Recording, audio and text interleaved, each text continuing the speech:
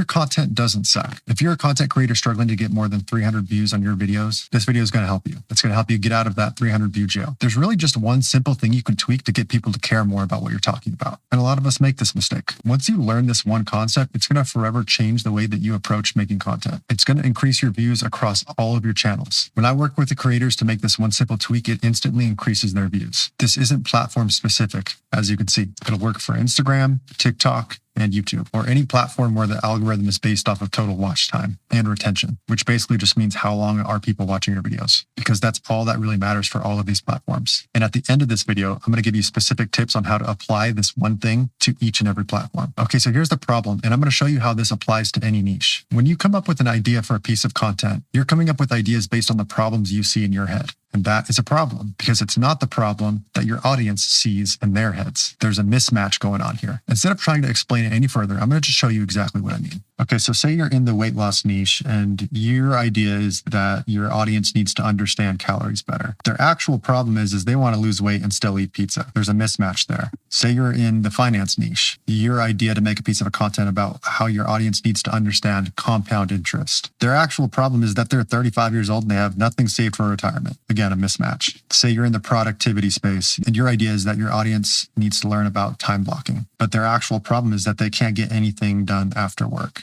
Again, a mismatch. Relationships and dating. Your idea, audience needs to understand attachment styles. Nobody actually cares about that. Not that it's a bad idea, but their actual problem is, why does my partner shut down every time we fight? Skincare and beauty. Your idea might be, my audience needs to know about retinoids.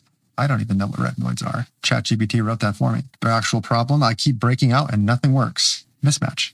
Say you're in the parenting space. My audience needs to understand positive reinforcement. Their actual problem, my kid throws a tantrum every single morning before school. A mismatch. There's a mismatch between your idea and what your audience believes is their problem. Photography, my audience needs to learn about aperture and depth of field. Their actual problem, my photos look amateur and I don't know why. Tech/AI, my audience needs to learn how to write better prompts. Their actual problem, everyone at work is using AI and I'm falling behind. So you can see here how there's a big mismatch between the idea that you have to communicate a piece of content with your audience and what they actually desire. You can think of market desire as a stream or a river. It's flowing and you have no control over it. And that's one thing I want to emphasize very strongly is that you cannot change your audience's desires. All you can do is divert that stream towards you and use their desire to position your content better. What you think is important doesn't make somebody care about it. You cannot create desire in your market. That doesn't mean you don't talk about the things you want to talk about. You essentially just change the door that they walk through. So they become interested in the important things that they need to hear. In order to change the door they walk through,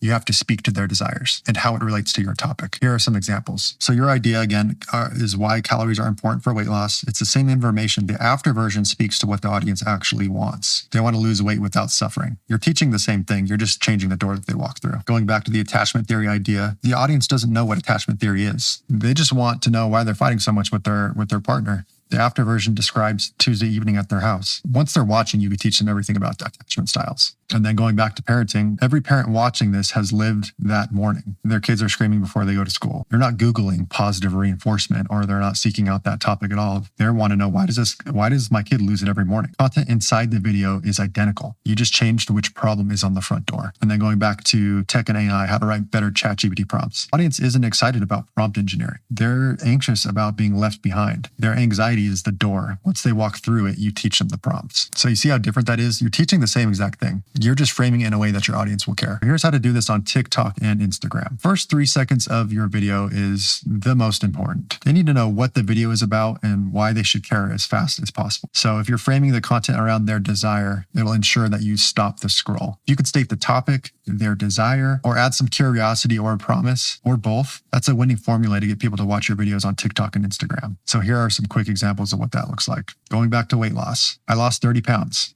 That speaks to the market's desire. And I still eat pizza every Friday. What? You eat pizza every Friday and you still lost 30 pounds? Here's the one thing I changed. Curiosity plus a promise. If you can squeeze this into the beginning of your video, you're going to get people very interested in what you have to say after that. And it's going to stop the scroll. Let's do an example for entrepreneurs. You can start your video with something like, I quit my 9-to-5 last year. A lot of people have that desire. You can see within 6 months, I doubled my old salary. That's a lot of curiosity. Here's exactly how I did it. There's some more curiosity and adding a promise in there. Put all that into the first 3 seconds of your video and you're much more likely to get more than 300 views. Okay, parenting.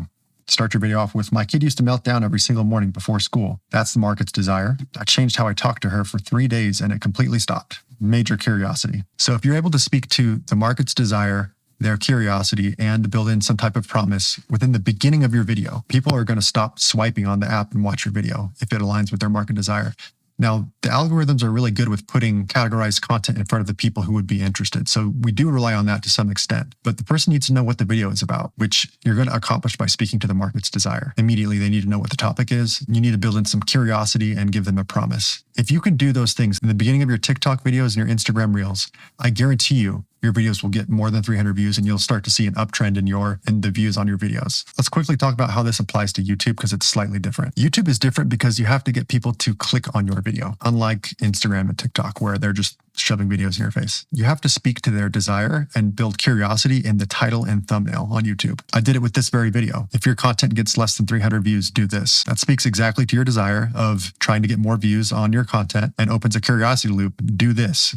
Well, do what? How do you solve the problem? YouTube is also very different because it's long form content. People don't know you. After you get them to click on your video, you still have to sell them on watching the entire video. Once they click play on your video, every second that passes, they're asking themselves a few things. Is this what I clicked on? Should I go watch something else? Is this video going to fulfill the promise that the title and the thumbnail made? You have to check all of those boxes in your introduction.